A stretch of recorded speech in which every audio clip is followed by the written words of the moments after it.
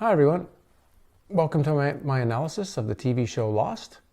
It's taken a while for me to do this, but I know a lot of people have been waiting for it ever since I mentioned that this was on my to-do list. And even though yesterday's video on resets and Donald Trump was extremely well received and we got tremendous comments, the comments are so good, in fact, that I'm going to do a video just on the comment section tomorrow. But I wanted to keep my focus and do this video of Lost for you today. Lost is a program that I think had a tremendous amount of really interesting, deep information in it, had other information that could have been very deep, had other areas of the show where I think they were forced to not say things that they may have wanted to say. So I'm going to go into a little bit of that, of an overview. It's not going to be your normal analysis. I'm going to be looking into some things that are probably not usually talked about the program. We're also going to look at things like time loops, dreams, holograms, the wishes of the universe, a religious switch that I think is in the program, the movie Donnie and we're even going to end with a look at Rennes Le Chateau. I'm not going to be providing really images for this. This is just going to be me talking. I think those of you know if you're watching this video, you've watched the program, so you know who Hurley is, you know who Jack is, you know what the island is. So I'm only going to put an image up if I think it's really important to something specific that I'm mentioning here in this video. So let's begin. And there's a lot of ways to understand the TV show Lost. And in fact, in the first year, I thought the show was headed for pure brilliance. The first year of Lost was outstanding. But then a few seasons went, and it kind of went up and down. It touched on some key topics of relevance within the dream reality. And then it got to its final season, which just, to me, fell off a cliff. And I actually think, as I'll talk about later, that final season was actually controlled by ABC.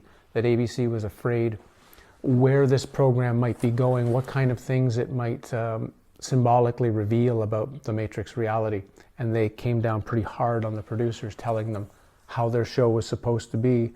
And they had to create this sort of religious, stupid heaven no answers ending to keep the dumbed down masses happy.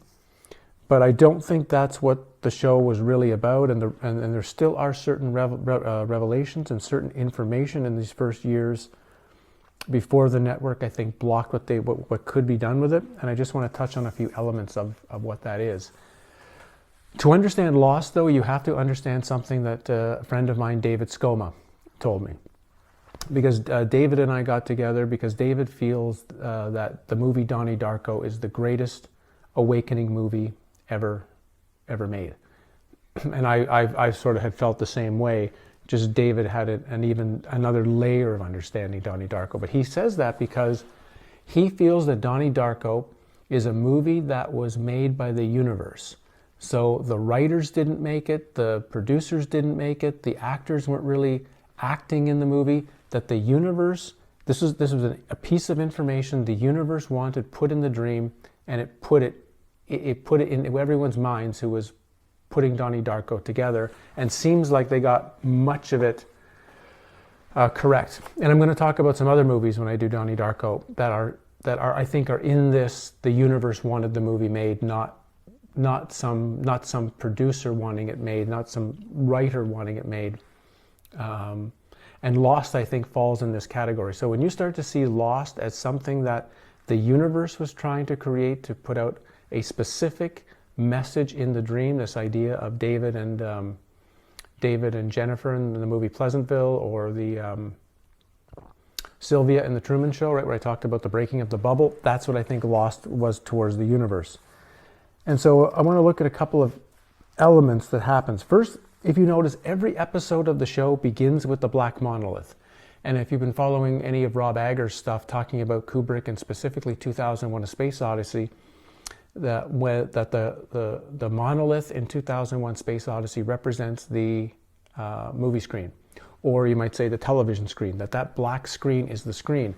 So when you're considering that the monolith is presenting the doorway to information, what Kubrick was saying is that the movie screen, or his movie, is going to be the doorway to information that you're looking for. And Lost is doing the same thing, right? It's a black screen, and then the letters of Lost sort of come out into you, but they're coming out of the monolith.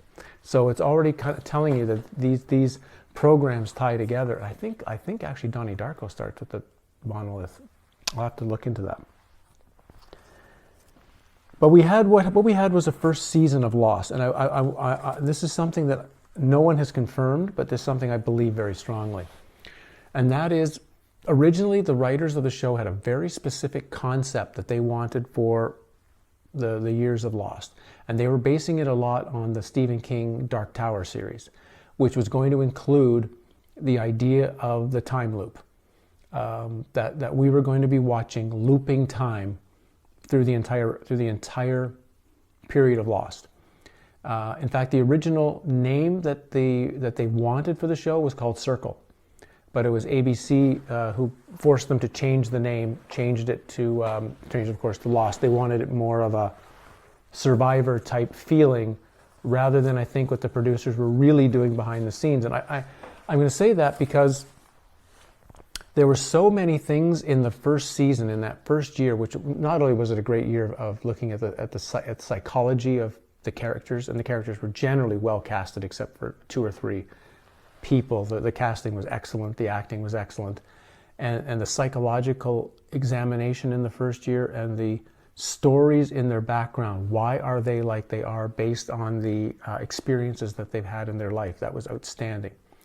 But when you look at it as a time loop, and specifically a time loop for Jack, so this is what I think the show was supposed to be from the beginning. And that was, this plane has crashed on that island 1,000 times. And many of the characters remember parts of their previous incarnations of the loop, but Jack seemed to be the only one that remembered all of it. So Jack was very knowledgeable before the loop even began. And I'll just give you a couple of examples of why I think that was the case. The first was, if you think, Jack was not a drinker. He was not an alcoholic when the show began, but he asked for the extra bottles of vodka on the plane from the stewardess, puts one in his pocket, knowing that he's going to get cut, he's going to need the vodka later in order to have Kate cleanse the wound for him. You notice he always seems to know what's going on. As soon as he gets up in the jungle, he runs directly to the beach. But if you notice, if you listen to that scene, that opening scene, there's no screaming, there's no yelling. We probably aren't even seeing any smoke. How does Jack know which way to run exactly in order to get to the beach? Because we don't hear the first scream until Jack is already on the beach. Again, it's this idea that he knows what's happening. He's been through this before. He knows the drill. And when he gets to the beach, we have this very strange panning of the camera. It starts as like Jack's eyes and starts doing a 360 of the beach, like he's looking around the beach. And then as it finishes the pan, the camera is now looking back at Jack. It's a very disorienting camera pan that we're getting. We're going from his eyes to seeing him. So are we getting this idea that we've got 2 Jacks, and one Jack is seeing the other Jack through his eyes? We're seeing multiple incarnations already being revealed to us in this very disorienting panning. Watch that scene again and watch it a few times and notice how the pan is very disorienting and very hard to understand who is seeing and who is seeing what in that opening scene. We have all sorts of little, I don't want to go into detail. You can look into this. I'm going to explain a guy who had thought of this concept, and he listed a ton of things from this first year. But you see things like Jack knows that no one's coming to save them. He's very clear that that's not going to happen. He knows not to bury the bodies, but to burn them, claiming that we need to burn them for the signal fire. But when they ask more about the ship's going to see us now, they're looking in the wrong place. So why is he burning the bodies for signal fire when he knows the ships aren't going to find them anyway, unless he knows something else about why bodies must be burnt on the island? And if you look carefully in some of the scenes, I don't want to go through. I'll let you look for them for yourselves. But there'll be all sorts of little prop switches where a character will have a shirt buttoned all the way to the top. They switch to the other character talking, and when they turn back, the shirt is completely unbuttoned, or one part of the scene, the facial hair will be one length, and then the next scene, the facial hair, or the next clip, the facial hair, and then it goes back again. So you're seeing these constant, these what would normally be called continuity errors. But I don't think they're continuity errors. I don't think they're mistakes by the prop department into when or how the characters are prepared. It's very. I've been on a lot of movie sets in my day. Continuity errors are rather, on big productions, they're rare to happen. If they happen, generally, it's because the production staff wants them to happen. And so you'll see a lot of these, what seem to be continuity errors, which I think are attempting to show that you're not watching one continuous scene. You're not watching a conversation of people between minute 1 and minute 15. You're watching maybe 50 different conversations that have happened in 50 different time loops, and they're in a sense picking out small little parts of various different looped conversations which are similar but not the same, and they're feeding this information into your subconscious that you're not watching one loop, you're watching many loops all at once. And if this theory is correct, then this whole television show should have been leading up to the final scene actually being the plane crash, Jack on the beach, Jack getting up, and an exact complete replay of what we saw to open the episode should have been the way they ended the final episode. And that would have been a fantastic idea for Circle, would have been a fantastic idea of all the clues they could have put in through the entire 6 years of program to show you that we weren't watching one continuous program, we were watching several. But that got thwarted. There was a guy who put out a website right after the first season. He had this idea. He had this idea that what they were doing was a time loop, and he started producing detailed stuff on this website. And I think what happened is that off season, the producers, of course, saw this. Someone figured out our show, and rather than say, okay, guy figured it out, but we're going to go on and we're going to continue the show we wanted to make, they decided to change the show. They made a 360 and said, okay, then we're going to do a different show. Someone wants to figure us out, then we're going to do a different show, and we're going to now not necessarily have an end point. We're just going to make a show with a whole bunch of mysteries now and see where it leads us to sort of like whatever somebody hasn't figured out, that's going to be our ending, as bizarre as that sounds. And when you see season two is very choppy compared to season 1. It's like and you can, if you think of it this way, they're trying to figure out what they want to do with the show now because they've kind of had the show a bit ruined. I think then it starts to make sense of what we're seeing going from season 1 to season 2. So the second thing that's running in the show now, whether this was then the new idea that the producers got and they wanted to run with this, or if this was the original idea that the universe wanted presented right from day one, I don't know. But to me, this is a key element to understanding Lost. And that is, Lost is not a show about some people on an island.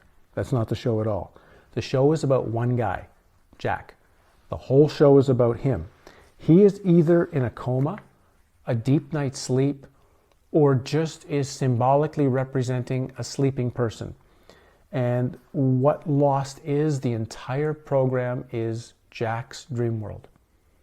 Jack is in a dream. And the entire purpose of everything that happens in the dream is to give Jack a chance to awaken, to see that he is in fact dreaming a dream and that he can see his true self, which is whatever that true self is. And I'm going to give a ton of examples now to try to explain this theory. Within that dream world, all of the characters are everyone then in the show is a part of Jack's subconscious. They're not external people. They're all just like in a dream. If you have a dream tonight, all the people that you dream in your dream world are coming from your own consciousness. You're not consciously generating all of the characters that are in your dream, but they are all obviously coming from you.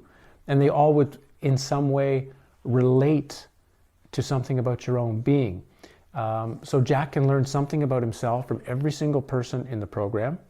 And there are certain, so for example, even Ben, right? Ben Linus would be, you might say, the shadow side of Jack, right? And there are certain characters in there who are the parts that are trying to wake him up the most. And that would be Hurley and Locke. Locke is trying to do it directly by direct confrontation, and Hurley's trying to do it via clues. Hurley's trying to do it like the White Rabbit in Alice in Wonderland, and Locke is trying to act directly. And once you see that lost is Jack's dream, I think the show can start to make sense. I'm not saying even if the producers and the writers understand that this is what they were doing, this is what I think the universe wanted. This all gets explained not only in the pilot episode. If you could also then turn the pilot episode into seeing how this is Jack's dream, and again, we could talk for hours on this, but the most important episode to explain this is an episode called Dave. I don't remember what year that was from, year 2, year 3, but it was an episode where Hurley's romantic interest, Libby, is in a mental hospital recovering from the shock of her husband, Dave, suddenly dying. This is the same hospital that Hurley's had himself committed to due to the grief he was feeling for being on the balcony that collapsed and killing all those people.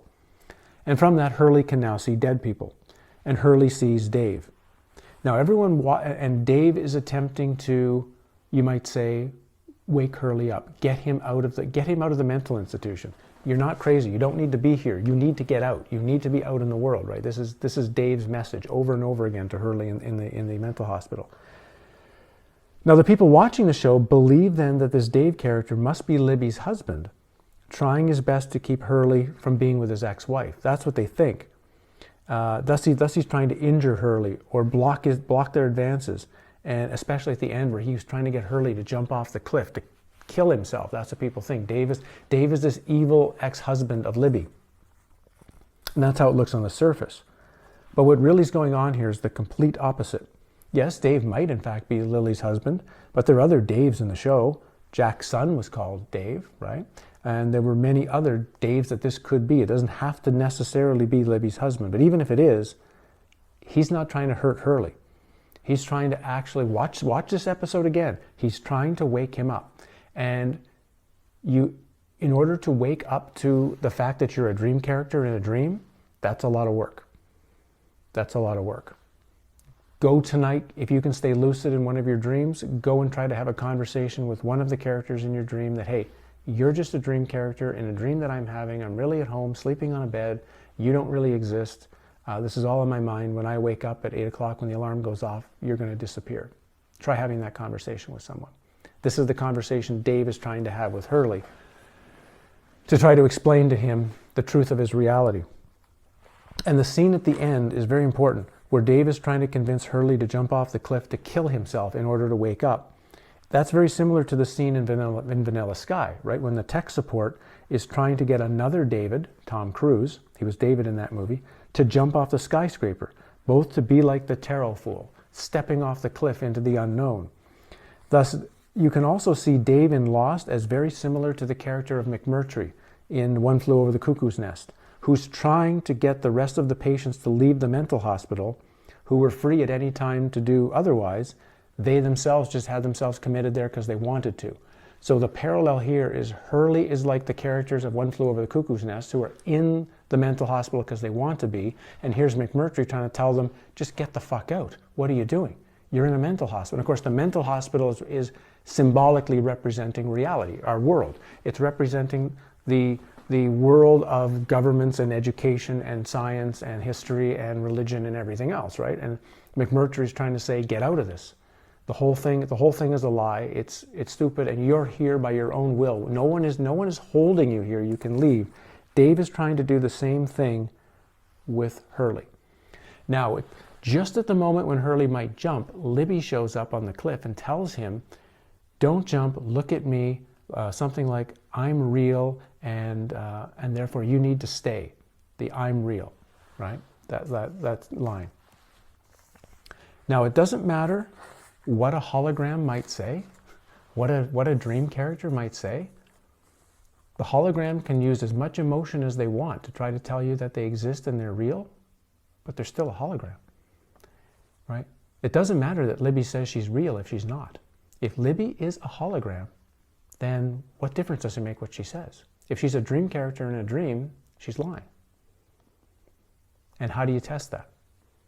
But if my analysis is correct, then that's exactly what happened.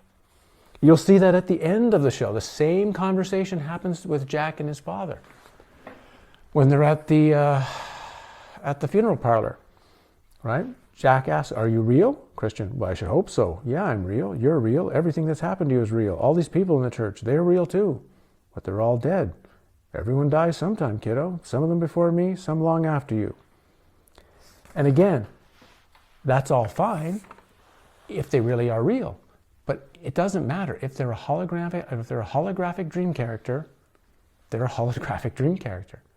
And it doesn't matter that what they say, all that matters is what they are.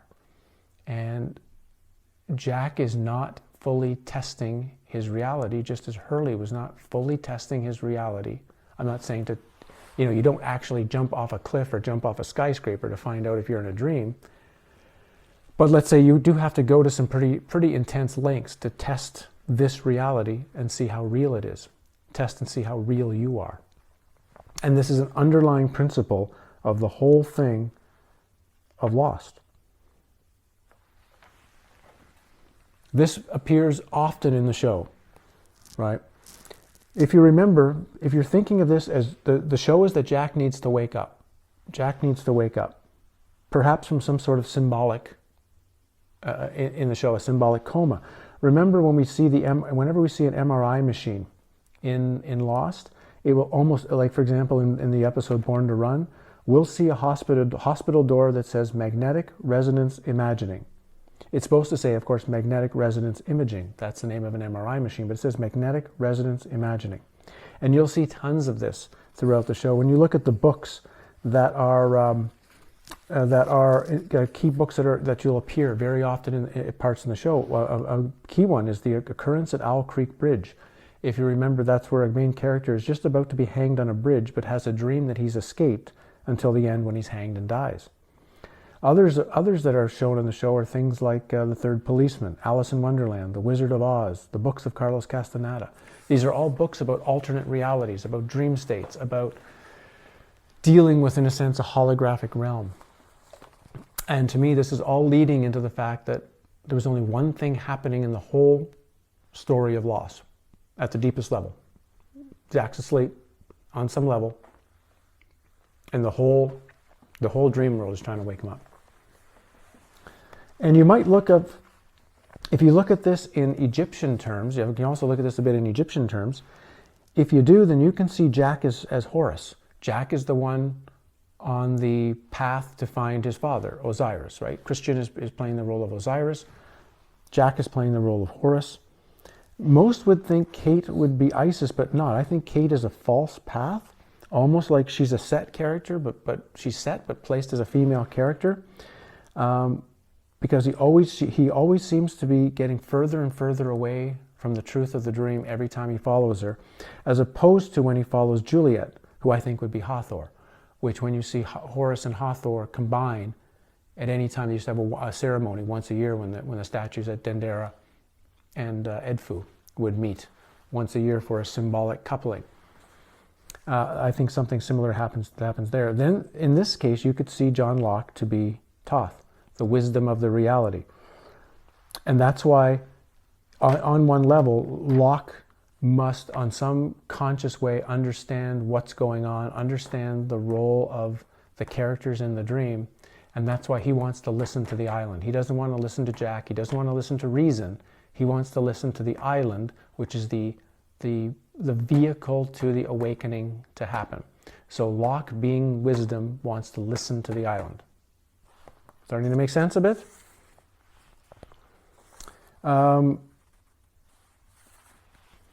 We then go to some of the things that have never been properly answered in this show. And I mean, as this went along, like I say, I think they started delving into some really interesting territory, right? They went into, very similar to Donnie Darko, where they have, just like Donnie Darko, which had because again, I think the universe is creating both of these programs. Donnie Darko and Lost are created by the same energetic force.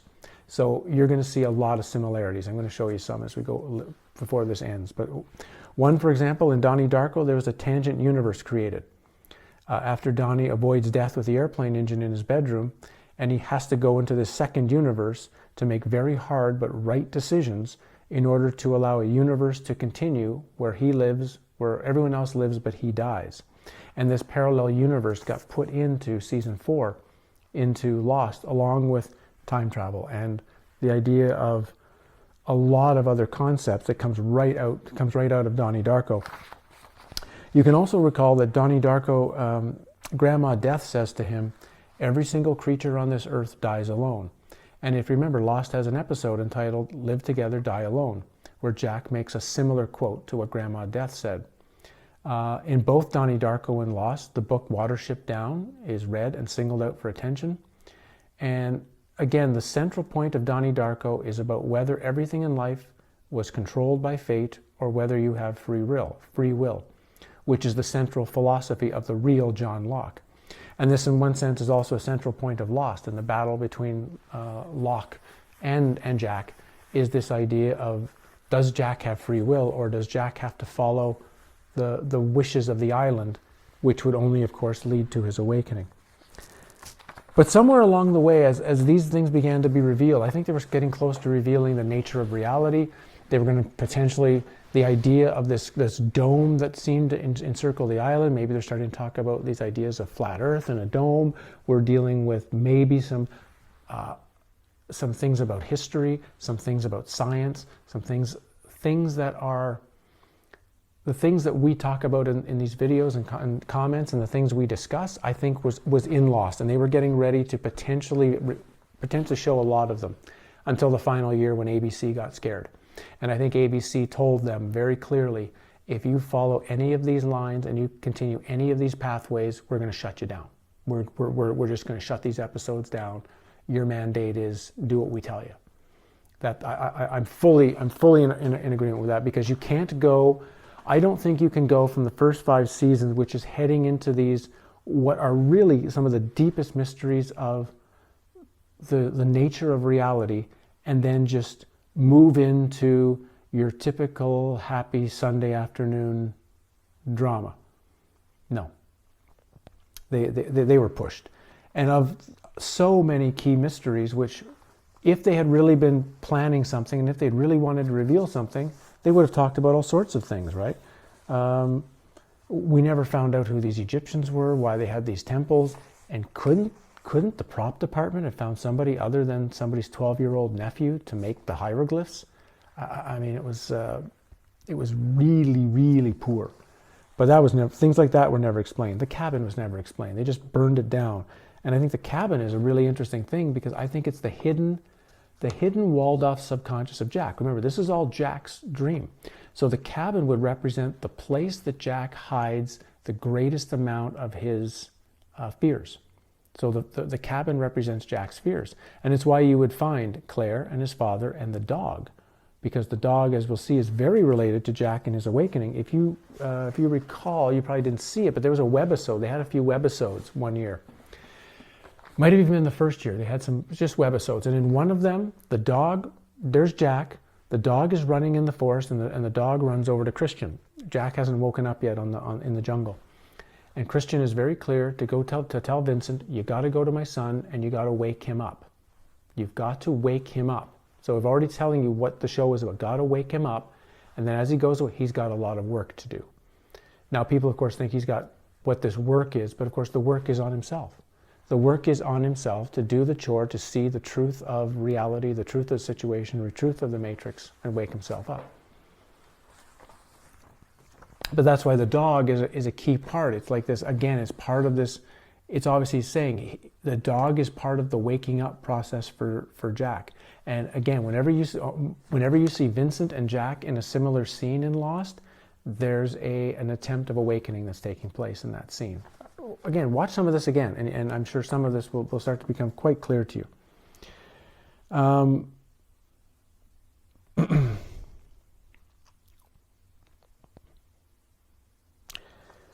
One of the things, though, that is, or the many things that's become a problem for me, was the use of this Jacob and the man in black.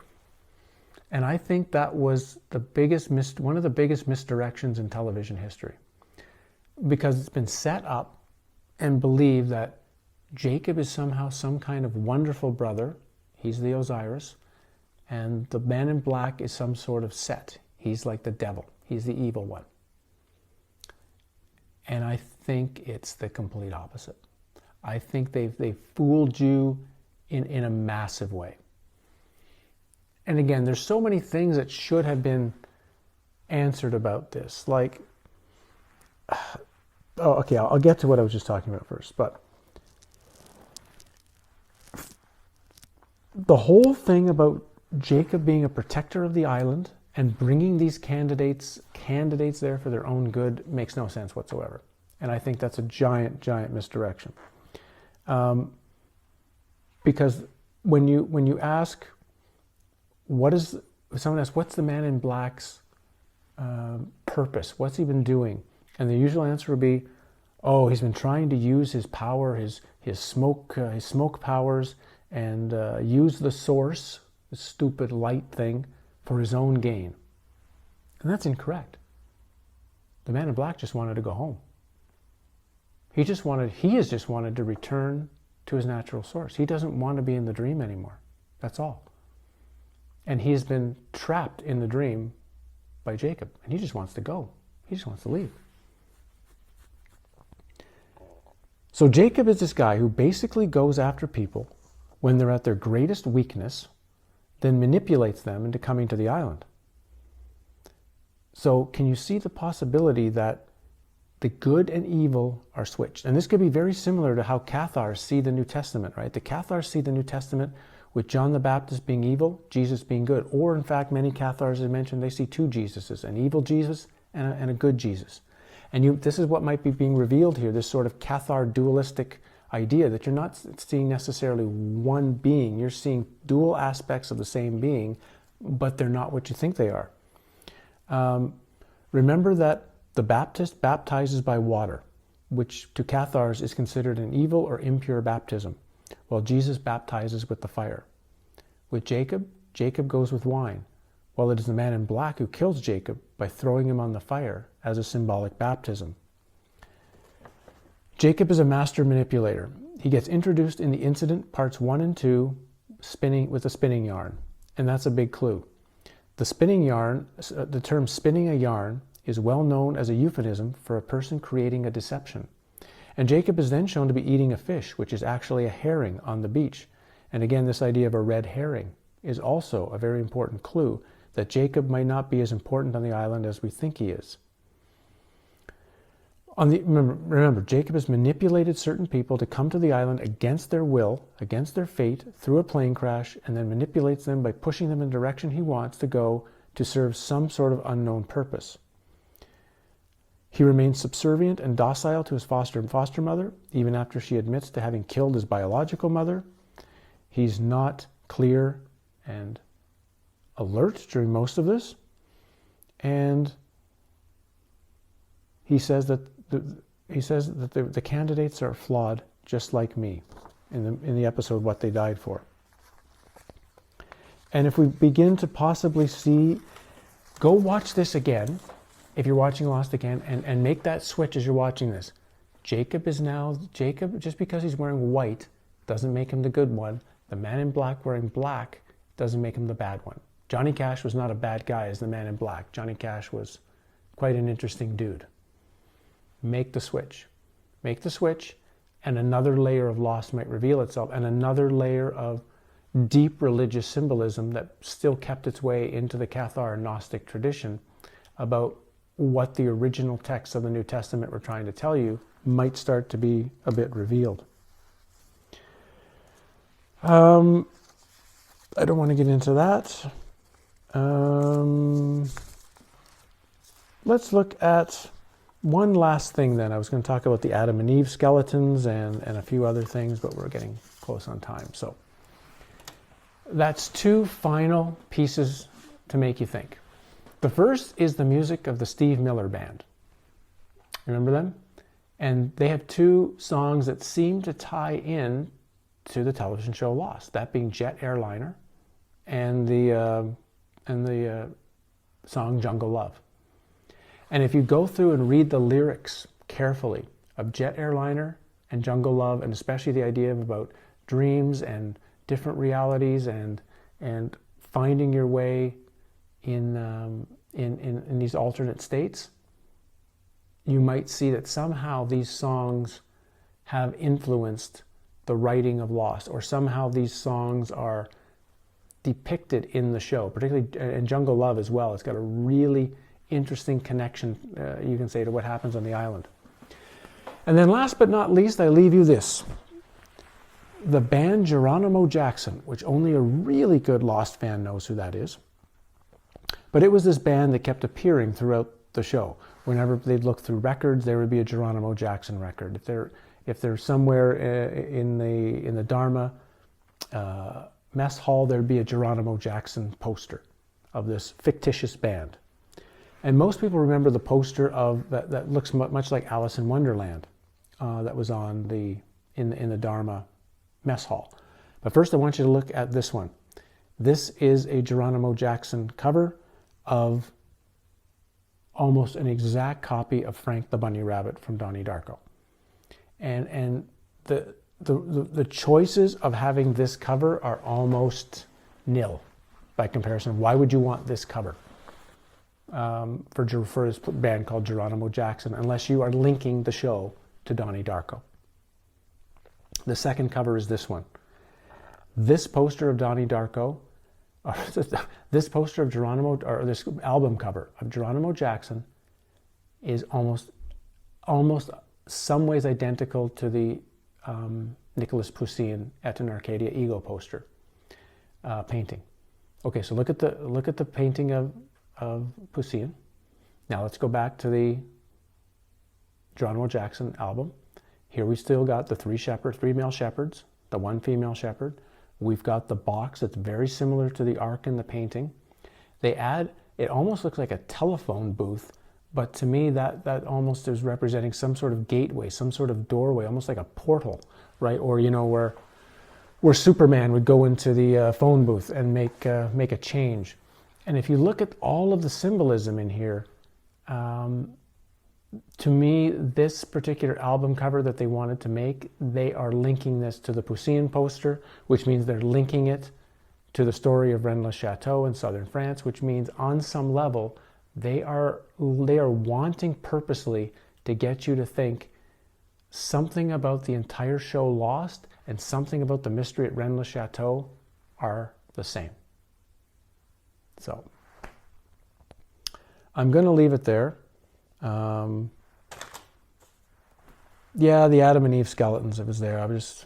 I feel that was a really poor piece of writing. I don't want to end with a poor piece of writing, but it was. It would have had so much more impact if the skeletons had been like Jack and Kate, indicating their future fate and the lack of free will, that they were destined to be there and die together on the island. Or it would have also been really interesting had they been Rose and Bernard, if they wanted to show that this was some sort of love connection or soul connection that was going to last throughout their whole life. This idea of, again, the white and the black combining together into some harmonious whole that would last, some sort of eternity, some sort of incredible bringing together.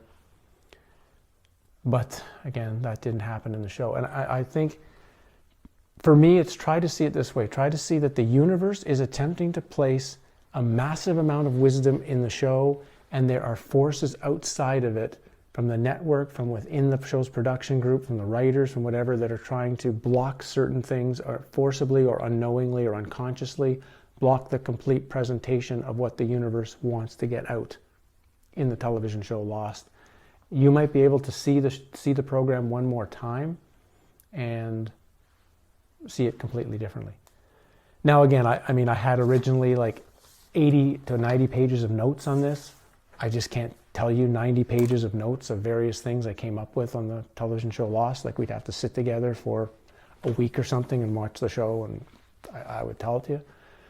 But I just wanted to share what are some things that are at the top of my list, or things that I've never really seen this presented much. I've never really seen anyone talk about this. I've never seen anyone talk about that. And I just wanted to give you these as another possibility for you to go and look at the show again and kind of say, could there be another way of viewing this than the way I've always viewed it up to this point? So thanks for joining me, for all the comments and the interesting stuff that you're sharing with me in these videos. They're fantastic. As I say, I'll do another video tomorrow to share the comments from the Trump reset video. That's really, I think, brought some good discussion to the table for the subscribing, for the buying of the books, making the donations, reaching out if you've got questions or help you want to provide. It's all greatly appreciated. And thanks again for joining me for a video today. And the next movie video that will come out will be Donnie Darko, which maybe will be a week from now. Cheers.